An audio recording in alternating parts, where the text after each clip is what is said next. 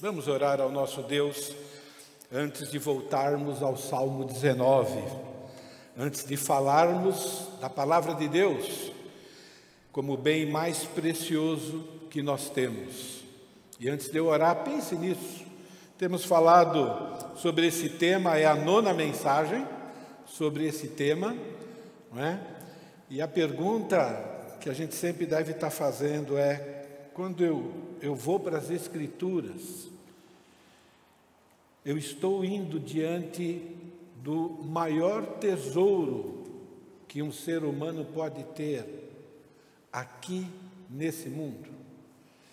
E a resposta não é sim ou não. A resposta é demonstrada pelo seu relacionamento com a Bíblia diária, né? Obrigado, Deus, por ser o nosso Deus. Obrigado porque um dia, pela Tua misericórdia, pela Tua graça, o Senhor tirou as vendas dos nossos olhos, o Senhor mostrou o nosso pecado, a nossa ofensa, Senhor, diante de Ti. E juntamente com isso, o Senhor demonstrou Jesus como nosso Senhor, como nosso Salvador, aquele que veio a este mundo, ó Pai querido, para obedecer toda a lei, para ser condenado no nosso lugar e passar para nós a sua justiça. Obrigado porque juntamente com isso, o Senhor veio habitar dentro de nós, através do Teu Santo Espírito. E através do Teu Santo Espírito, ó Pai querido, nos dá poder para compreender a Tua palavra, poder para nos arrependermos quando nós não estamos seguindo a Tua palavra, poder, ó Pai, para voltar a viver de acordo com a Tua palavra. Obrigado porque o Senhor é um Deus extremamente misericordioso, extremamente paciente, ó Pai querido, para conosco. O Senhor é um Deus que nos perdoa mesmo antes de reconhecermos o nosso pecado. E o Senhor vem e trabalha na nossa vida. Não permite, ó Pai, que a gente fique naquela vida que não Te agrada. É o Senhor cumprindo a Tua promessa de uma obra que o Senhor começou e vai concluir. Obrigado porque podemos crer na Tua soberania. Nada, absolutamente nada na nossa vida foge do Teu controle, pelo contrário. Tudo, ó Pai querido, o Senhor usa para nos moldar, para revelar a Tua glória, para revelar a Tua santidade, revelar também, né, a nossa pecaminosidade, a nossa dependência do Senhor, e tudo isso é muito bom. E agora que a Tua palavra vai ser pregada, eu peço que, ó Pai, que o Teu Santo Espírito não permita que eu fale nada que não seja da Bíblia, e que o Senhor dê a mim, e cada um que está ouvindo, um coração de discípulo, um coração de aprendiz, um coração que deseja Te agradar, ó Pai querido, e vai se esforçar para isso. A gente pede isso, agradecidos, em nome de Jesus. Amém. Salmo 19, nós estamos estudando, faz um bom tempo que nós não lemos o Salmo inteiro. Ele foi composto com o objetivo de enfatizar que o nosso relacionamento com Deus é o bem mais precioso que nós temos. Nós vivemos numa sociedade em que as pessoas buscam aquilo que agrada a elas, aquilo que elas desejam. Vivemos numa sociedade que o seu maior desejo é ser feliz, por exemplo. E isso é uma motivação muito ruim. Todos nós desejamos ser felizes. O problema é que muitas vezes essa felicidade se encontra no pecado, se encontra em ações que desagradam a Deus. Por isso que o nosso maior desejo deve ser agradar a Deus. Quando nós agradamos a Deus, então Deus vai cuidar da nossa vida como Ele prometeu, de tal maneira que nós vamos ser pessoas felizes e contentes, mesmo quando as circunstâncias não são aquelas que nós gostaríamos que fossem. E o Salmo 19 foi escrito por isso, para dizer que o nosso relacionamento com Deus é o bem mais precioso que a gente tem. Não são as circunstâncias favoráveis, não são ter aquilo que eu gostaria de ter e não tenho, ou procuro ter de maneira que não agrada a Deus. Então, os primeiros 6 versículos, o salmista exalta a Deus, ele louva a soberania de Deus, o poder de Deus que criou todas as coisas e sustenta todas as coisas. Por que ele começa dessa maneira? Para que a gente entenda a nossa dependência dele e o trate como Deus, como soberano.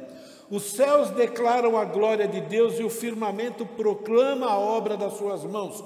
Um dia fala disso a outro dia, e uma noite revela a outra noite. Sem discurso nem palavras, não se ouve a sua voz, mas a sua voz ressoa por toda a terra, as suas palavras até os confins do mundo. Nos céus ele arma uma tenda para o sol. É como um noivo que sai do seu aposento e se lança em sua carreira com a alegria de um herói. Sai de uma extremidade dos céus e faz seu trajeto a outra. Nada escapa ao seu calor. Mostrando, ilustrando, a soberania de Deus sobre tudo, o controle absoluto de Deus sobre tudo e o amor de Deus em dar tudo o que nós temos.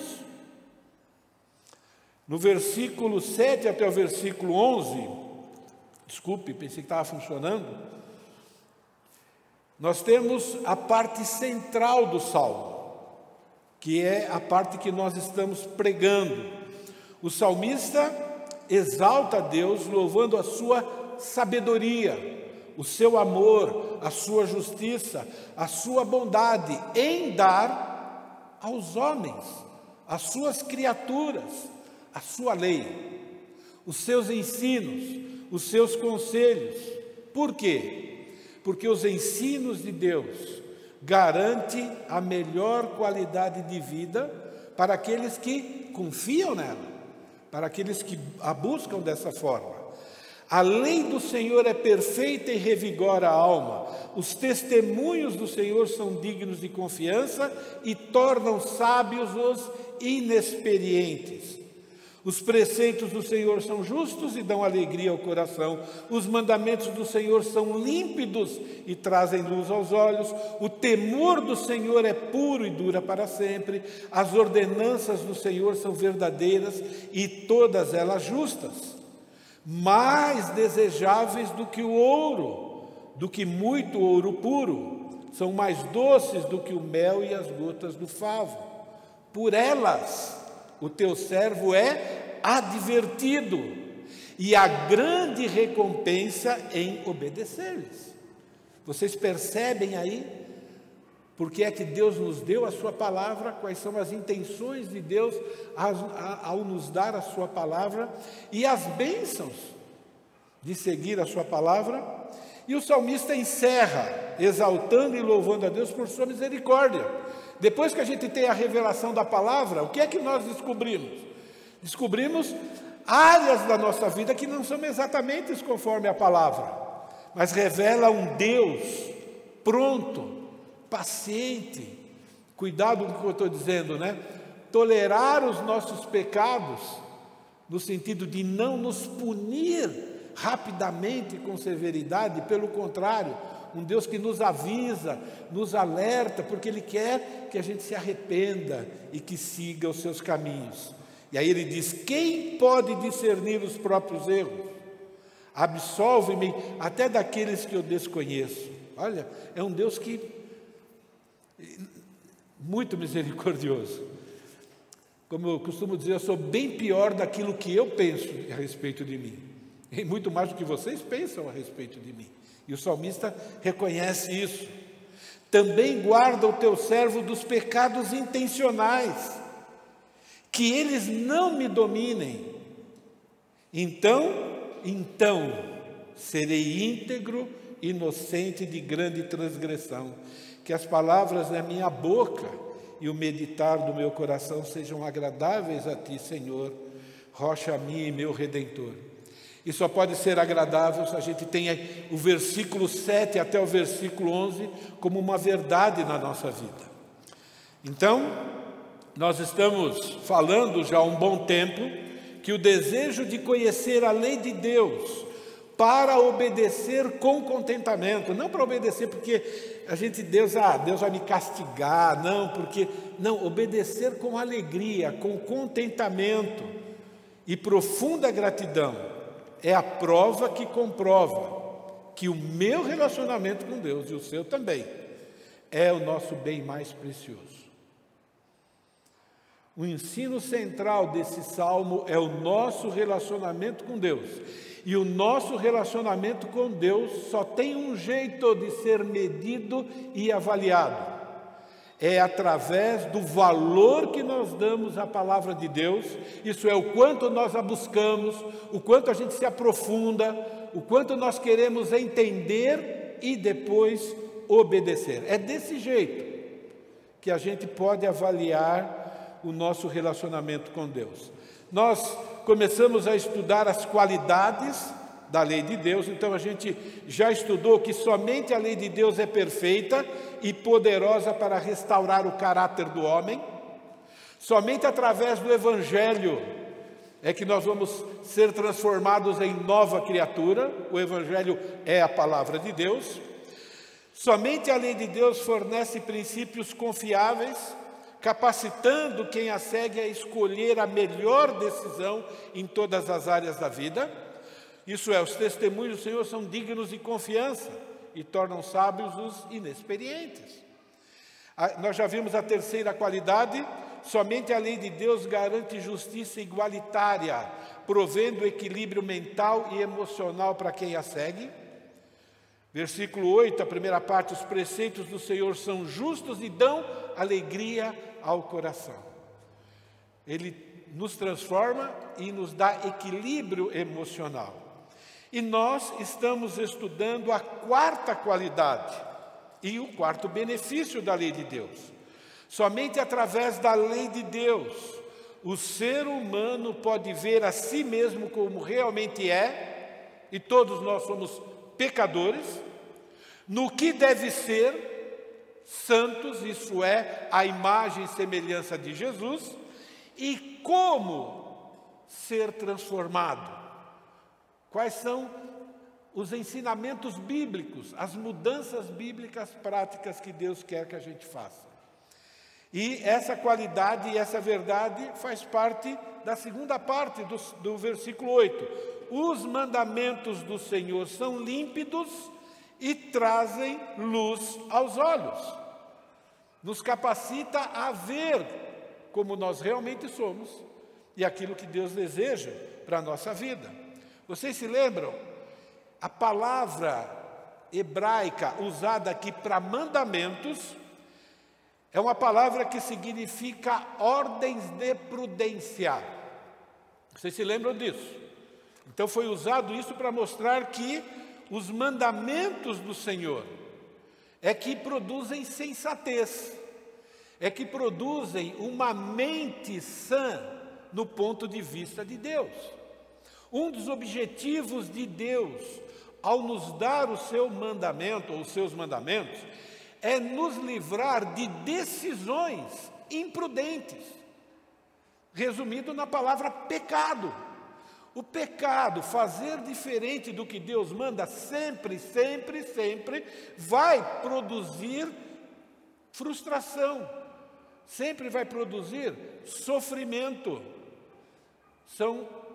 É uma grande imprudência, uma loucura não levar em consideração a lei de Deus. Significa, gente, seguir as leis de Deus garante para nós sabedoria para tomar decisões em qualquer área da vida, inclusive se livrar de prejuízos das decisões erradas.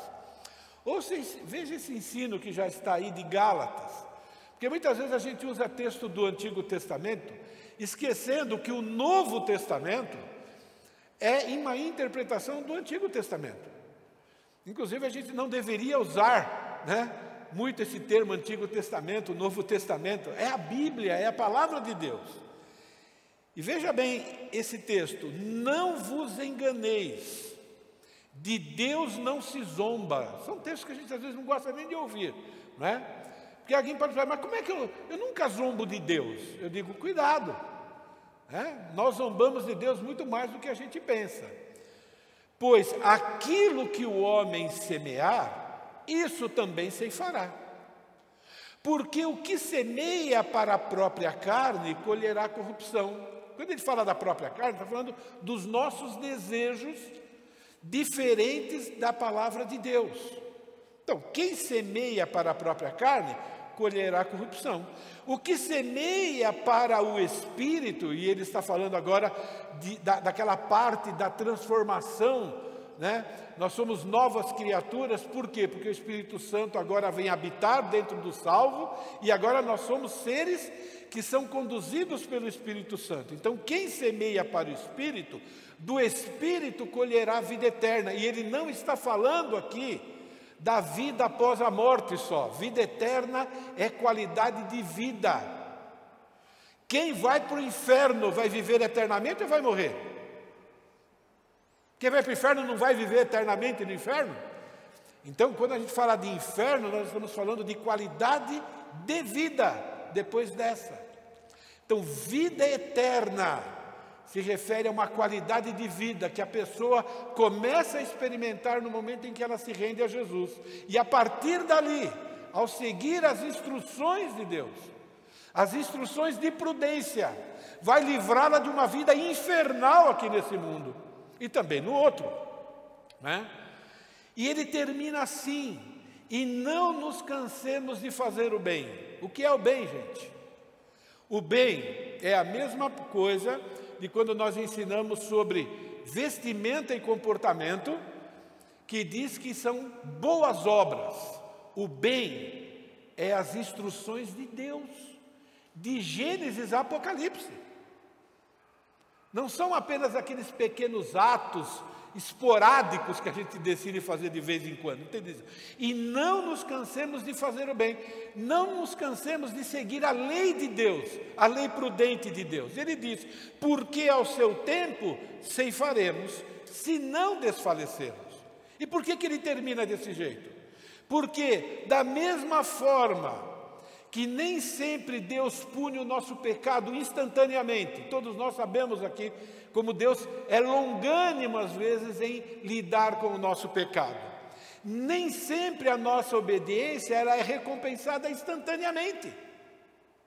Há algumas recompensas que vão vir a curto prazo, outras a médio prazo e outras recompensas são na eternidade. Ele está dizendo, por isso que a gente deve fazer o bem, confiando nas promessas de Deus, se a gente não desfalecer, se a gente não desistir de fazer o bem. E aí vem a pergunta, quais são as áreas da nossa vida que talvez a gente tenha desistido de fazer o bem ou nunca decidimos fazer o bem? Quais são as áreas que nós não estamos seguindo exatamente a lei de Deus? É uma pergunta que a gente precisa fazer. Por quê? Os mandamentos de Deus são mandamentos de prudência. Mais cedo ou mais tarde, a bênção da obediência vai chegar e a consequência da desobediência também. Deus não erra, isso é um fato. Uma vez que Deus não erra, seguir as instruções de Deus sempre vai resultar em bênção no tempo oportuno, não quando a gente quer, mas sempre vai resultar numa bênção no tempo oportuno. E deixar de seguir sempre vai produzir algum dano no tempo de Deus. Por isso os mandamentos do Senhor são ordens, mas ordens de prudência. Evita uma vida de tropeço, uma vida de perigos, uma vida de desgraça, porque toda decisão vai trazer a sua consequência. E quando ele diz que Deus não se zomba, significa o seguinte: Deus não vai deixar de ser Deus. Ele não vai deixar de ser justo só porque Ele te ama que nem aquele filhinho, mas se o filhinho está brincando, está sendo desobediente, Ele não vai deixar de ser o Deus justo que precisa ser, até para trabalhar na sua vida e na minha. Por isso que de Deus não se zomba. Mas também Ele não vai deixar de dar a bênção que Ele prometeu. Jesus nos ensinou sobre a prudência de seguir os seus ensinos e a imprudência quando Ele dá aquela ilustração do construtor, que nós já vimos isso na última mensagem. Aquele que constrói sobre a rocha, aquele que constrói sobre a areia. Então Jesus já revelou isso, prudência. Quem segue a lei do Senhor tem uma vida bem estabelecida, bem firmada, porque está na rocha da palavra de Deus. Mas quem não segue, a sua vida está numa areia movediça. A Bíblia ensina que o ser humano perdeu a capacidade de saber o que é certo e o que é errado. E deixa eu dizer uma coisa para vocês. Eu não sei o quanto nós estamos convencidos dessa verdade. Quando eu estou dizendo nós, os salvos. O não salvo, ele não vai se convencer disso nunca. O quanto que nós estamos convencidos que nós perdemos a capacidade de saber o que é certo e o que é errado. Por isso que a gente precisa dos mandamentos de Deus, para saber o que é certo e o que é errado e seguir. O fato de nós termos o Espírito Santo habitando dentro de nós, não nos isenta da responsabilidade de buscar na Bíblia o que é certo e o que é errado. Os nossos recursos, eles formam no mínimo um tripé, que é a palavra de Deus, a oração e o Espírito Santo. E eles são interdependentes, porque todos eles têm origem em Deus. O Espírito Santo é o próprio Deus, a oração é o meio pelo qual Deus vai agir, através do nosso reconhecimento, da nossa dependência dEle, e a palavra de Deus, o que é Deus falando conosco. Então, nós ainda não temos a capacidade de saber o que é certo e errado. Nós precisamos da palavra de Deus. Você só pode ter certeza o que é certo e o que é errado quando, diante de uma determinada circunstância, você tiver todos os princípios bíblicos, todos, não alguns, todos. E isso, irmãos, a gente só consegue com meditação, buscando uma interpretação correta das Escrituras, oração, multidão de conselheiros. Se você falar só com o pastor, não vai resolver. Entende o que eu quero dizer? Por quê? Porque eu também sou ser humano, eu posso cometer alguma falha na interpretação, mas Deus nos deu esse recurso, tudo em torno da palavra de Deus. Nós não temos a capacidade. O mundo jaz no maligno, a nossa mente é muito limitada, né? E nós somos corrompidos ainda. Mas se a gente volta para a Bíblia e a segue, buscando todos os recursos que Deus nos dá, inclusive instruí-vos e aconselhai-vos mutuamente. E quando ele está dizendo, não está dizendo só para buscar conselho do pastor ou só do seu conselheiro, né? Todos nós juntos. Então aí sim nós vamos ter o que Deus disse para nós e aquilo que Ele prometeu nos dar. Por isso que a igreja é extremamente importante. A união, todo mundo conversando sobre os mesmos assuntos. Quando a Bíblia diz que os mandamentos do Senhor são límpidos, Ele está falando a respeito disso. Os mandamentos do Senhor, eles são claros. Significa que os mandamentos do Senhor, eles não dão dupla interpretação. Nada na Bíblia tem dupla interpretação. Só existe uma verdade em cada assunto ensinado por Deus. Esse negócio aqui, para mim, a Bíblia me diz isso. Bom, a aplicação pode ser diferente, mas a verdade é uma só e a aplicação tem que ser baseada naquela verdade. Filhos, obedecei os vossos pais no Senhor. O que significa isso? Só tem uma interpretação. Entende? Tudo que seu pai mandar, você tem que fazer, exceto se ele mandar você fazer algum pecado, por isso que ele diz no Senhor. Aí você tem que abrir a Bíblia e dizer: papai, é o seguinte, não dá para obedecer ao Senhor. Por quê? Porque o Senhor está mandando eu, brigar com o meu, devolver um tapa que eu recebi. O Senhor está me obrigando a pagar o mal com o mal. A Bíblia diz que eu não posso fazer isso. Agora, qualquer ordem que não envolve um pecado, simplesmente você tem que obedecer. E aí vai. Estou mostrando, a Bíblia não tem dupla interpretação em nenhuma área da nossa vida. Isso é muito importante, por isso que ele é límpido, por isso que ele é claro. Mas límpido, a gente viu que também significa que o mandamento do Senhor é sem mistura. Deus nunca é egoísta, Ele nunca pensa no bem dele em malefício da sua criação. Nós somos assim. Na hora de tomar uma decisão, a gente sempre está medindo, né? Bom, o que eu vou ganhar com isso? Não é? O que eu vou perder? Né? Começa assim a maneira de nós tomarmos decisão. Aí depois de avaliar tudo isso, isso é, os nossos interesses, é que a gente vai decidir se vai obedecer ou não. Quando Deus deu para nós os seus mandamentos, que visa a glória dele, e a glória dele, o que é? É ver os seus filhos bem. Então, ele deu um mandamento para o nosso bem. Quando ele colocou Adão e Eva no Éden, ele queria o melhor para Adão e Eva. Ele precisava dar instrução para Adão e Eva ter o melhor. Entende? E se Adão e Eva seguissem as instruções de Deus, ia ter o seu melhor. Não seguiram, tiveram muita coisa ruim. Então, os mandamentos do Senhor sempre são bem intencionados. Sempre. Quem aqui já leu algum texto bíblico que quando você fala, não, isso aqui para mim é muito difícil e vai me dar algum tipo de prejuízo. Eu acho que isso aqui não é bom. Quem já não teve esse tipo de experiência? Ah, se eu fizer isso, não é? Se eu começar a ser muito bonzinho com os meus colegas da escola, eles vão se aproveitar de mim. Por exemplo, não é? Ah, se eu não souber me defender, ninguém vai me defender. Mas a Bíblia manda pagar o mal com o bem. Eu estou dando alguns exemplos, não é? Quem aqui, né, não teve aquele momento em que foi injustiçado e Deus simplesmente diz, trata a outra pessoa bem. E você diz, isso não faz sentido. Às vezes a gente acha que os nãos de Deus são mal intencionados. Quando um filho ouve do papai e da mamãe, eu não quero que você vá ali, horário para chegar, com aquela turma eu não quero que você anda sozinho. E aí vai, o que os filhos pensam? Quando eles não concordam com o que eles estão dizendo? Eles estão dizendo que Deus está errado, que Deus está mal intencionado. Quando uma esposa tem que lidar com um marido que é imperfeito, mas o marido, cuidado, manda na vida dela, biblicamente falando, não é? E a gente quer arrumar um jeito de fazer diferente do que Deus manda.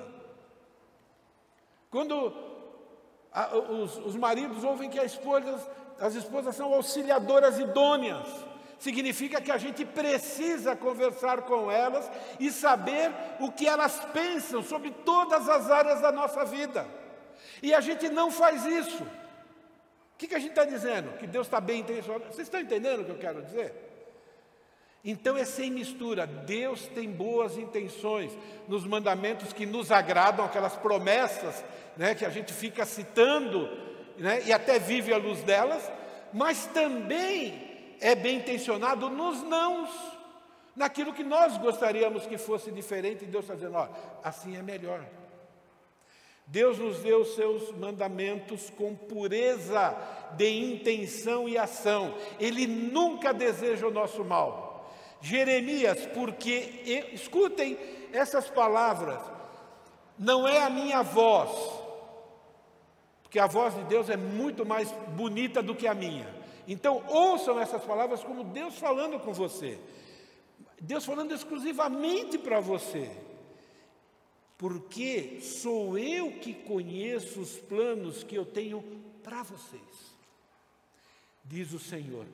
Planos de fazê-los prosperar, planos de qualidade de vida, e não de lhes causar dano, não para que a vida de vocês seja sem graça, para que a vida de vocês seja um sofrimento. Ele está dizendo, não, planos para dar-lhes esperança de um futuro. O que é o futuro? Futuro, gente, é o segundo depois desse. O futuro não é só a eternidade, inclui. O futuro é o segundo. Por que a gente fica ansioso? Não é pelo próximo segundo da nossa vida? Não é? E Deus está dizendo, segue a Bíblia, segue as minhas instruções. Os mandamentos de Deus revelam o seu amor, revela a sua misericórdia, revela a sua bondade, revela as suas excelentes intenções nos sims e nos nãos. É isso. Aonde os mandamentos de Deus são aceitos, tem qualidade de vida. Aonde eles não são aceitos, tem desgraça. De Deus não se zomba.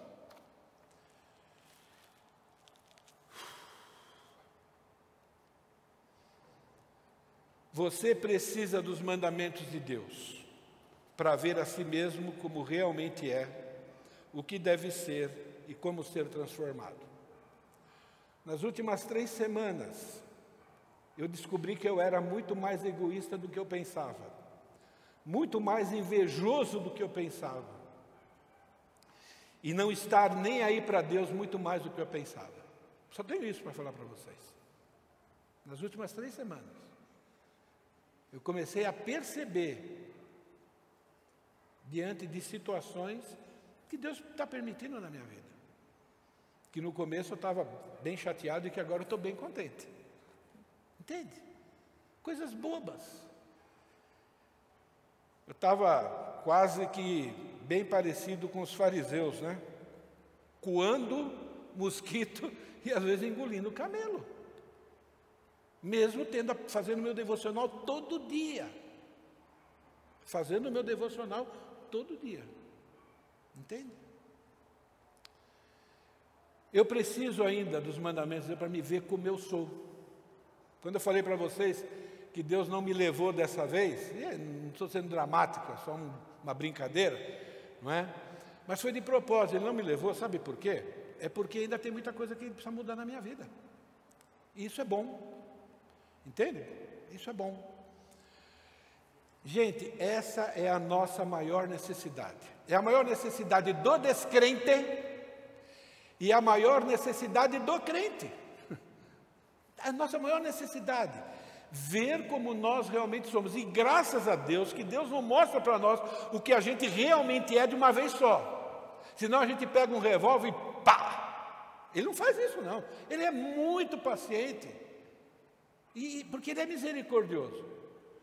Então, é isso que a gente tem que perceber. Como é que Deus está nos mostrando através da sua palavra, diante, né, da realidade da nossa vida. A sua maior necessidade e a minha maior necessidade é nos vermos como realmente somos, o que nós devemos ser, o que falta. E tá bom, Deus, e agora? Como é que eu chego lá? Seguindo as suas instruções, não do meu jeito. Os benefícios dos mandamentos do Senhor é resumido nessa afirmação: trazem luz aos olhos. Essa é a maior bênção que a gente pode ter os olhos de Deus. Isso é, ver cada situação, ver o próximo, ver a si mesmo, como Deus vê. É isso que significa. E só a Bíblia pode nos dar essa visão, além do alcance. Não é?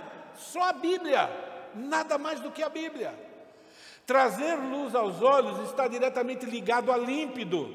Significa que a gente vai ver as coisas claras, sem um engano satânico e sem o engano do nosso egoísmo, que pior do que o diabo somos nós. Tanto que no milênio o diabo vai ser amarrado por 1000 anos e o povo vai continuar pecando. Então ninguém mais vai culpar Satanás. Não está? Está amarrado? Porque o maior problema é o nosso coração. E sempre vai ser o nosso coração, até aquele dia em que ele vai ser plenamente transformado. Os mandamentos do Senhor têm como objetivo, eu sei que isso não é gostoso de ouvir, mas tem como objetivo também mostrar a sujeira do nosso coração, para limpar. Isso é uma bênção. Não é uma bênção quando uma pessoa chega do seu lado depois de um banho bem tomado, cheirosinho, aquele perfuminho e tal. Você já viajou de ônibus com um cara, coitado, né? Acabou de sair do trabalho, nem teve oportunidade de se trocar, E aí você está lá com 1h30, 2 horas, do lado daquele cara fedendo. Já andou? Você entende? Então, a palavra de Deus faz com que a gente seja pessoas cada vez mais limpas, mais puras. É assim que a gente tem que ver a Bíblia. Quando a gente vai para a Bíblia, a gente não tem que ficar pensando nos outros. É pensar em Deus, mostra o que o Senhor quer fazer na minha vida. Porque quando o Senhor mostrar o que precisa ser feito na minha vida, agora essa experiência o Senhor vai usar para eu ajudar outros. Mas começa comigo.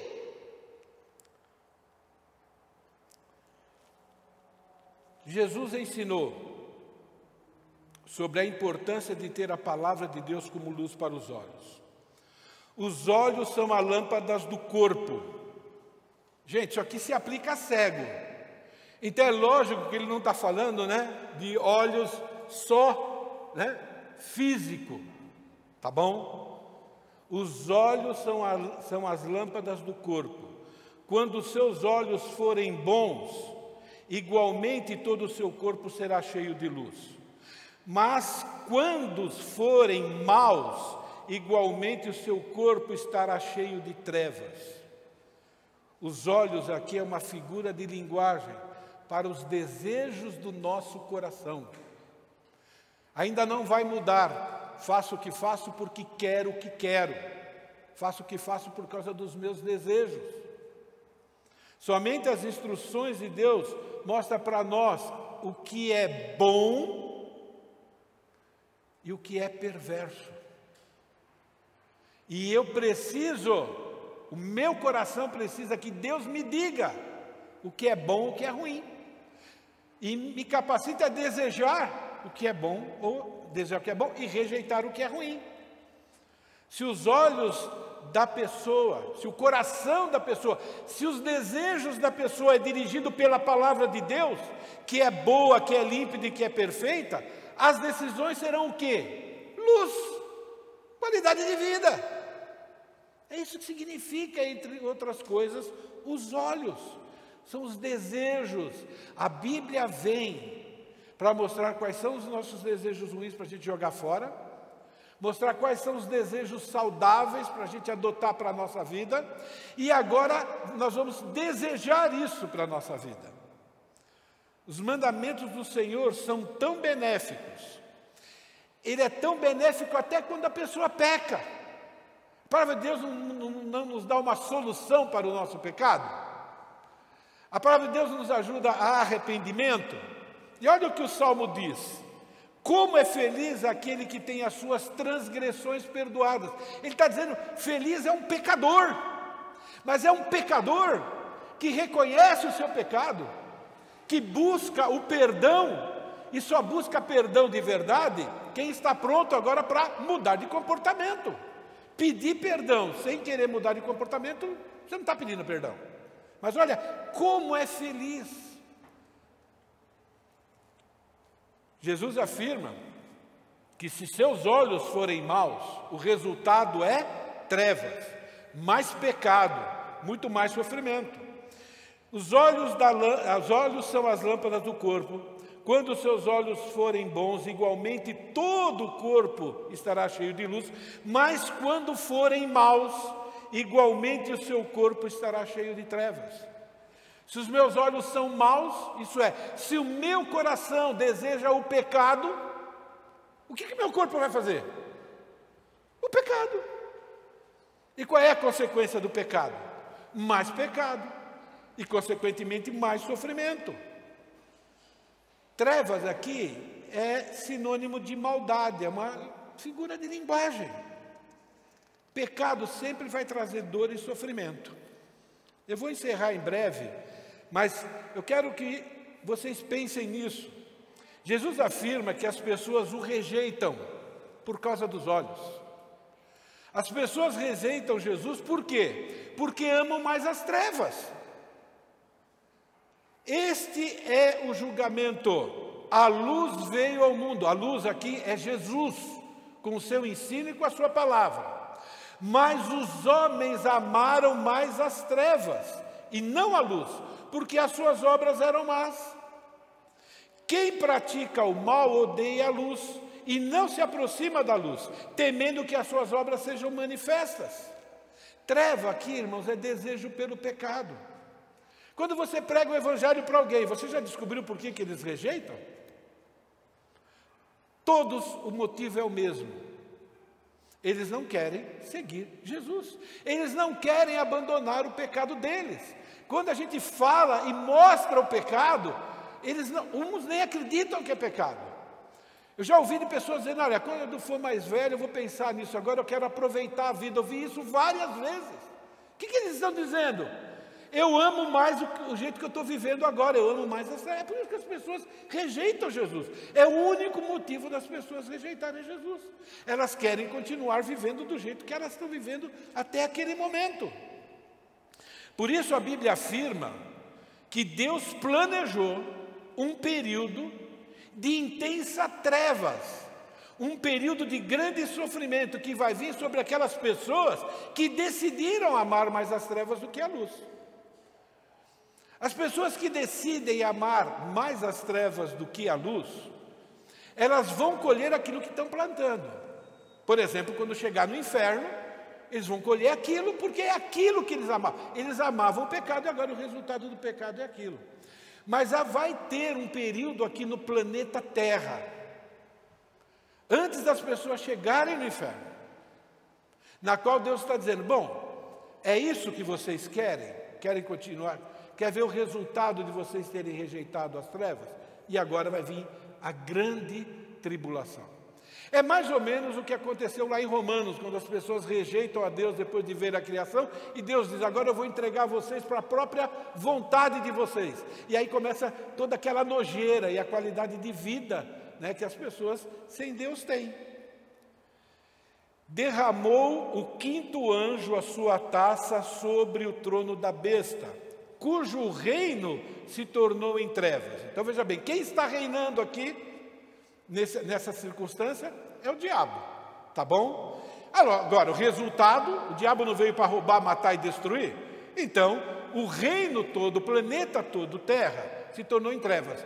Nunca esquece, tá bom? Satanás, ele é o príncipe desse mundo, mas Deus é o Deus soberano. Deus planejou isso. E ele é que está controlando isso. Então, tranquilo, né? Os homens mordiam a língua por causa da dor que sentiam. O sofrimento. Mas interessante. E blasfemavam o Deus do céu por causa das angústias e das úlceras que sofriam. E não se arrependiam das suas obras. É interessante. Para o descrente, Deus só existe para falar mal dele. Não é isso? Deus não existe para dizer, por exemplo, o que é certo e errado sobre feminilidade e masculinidade. Ele não existe para isso. Eles dizem, isso está na Bíblia, isso aí é religião, isso não tem nada a ver com... Eles rejeitam. Aí, Deus não existe. Mas quando as desgraças acontecem, Deus existe. Onde é que está Deus que não viu isso? Porque eles amam mais as trevas do que a luz. E eles rejeitam a palavra de Deus. Por isso, irmãos, nós temos que olhar para a nossa vida, olhar para a palavra de Deus, e olhar para a palavra de Deus como luz, como uma bênção para a nossa vida. E entender que fazer diferente do que Deus manda é seguir trevas, é imitar o descrente.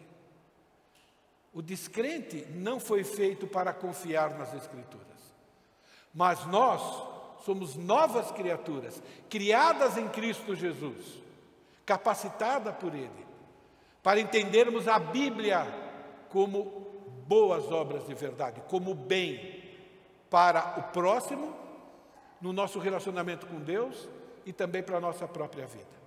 Tenho mais para falar sobre isso, vai ficar para a próxima semana, se Deus permitir. Se nós formos arrebatados, não vamos mais precisar dessas mensagens.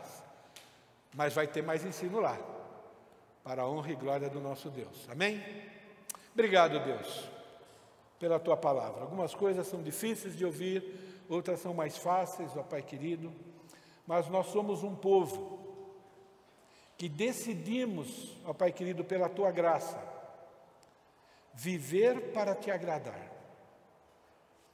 Quando a gente se reúne aqui, ó Pai, nós não nos reunimos apenas para nos sentirmos bem. É bom se reunir para se sentir bem, mas nós nos reunimos também para ouvir a Tua palavra, para avaliar a nossa vida, para fazer os ajustes, para que a nossa vida seja agradável ao Senhor. Queremos ser felizes, lógico, fomos feitos para isso. Mas nós não queremos ser pessoas que buscam a felicidade como seu fim maior. Queremos ser pessoas que vivem para Te agradar, Senhor. E sabemos que isso só é possível enquanto nós tivermos a Tua palavra como nosso bem mais precioso. Faça de nós esse tipo de pessoa, para a Tua honra e Tua glória, em nome de Jesus. Amém. Intervalo, irmãos.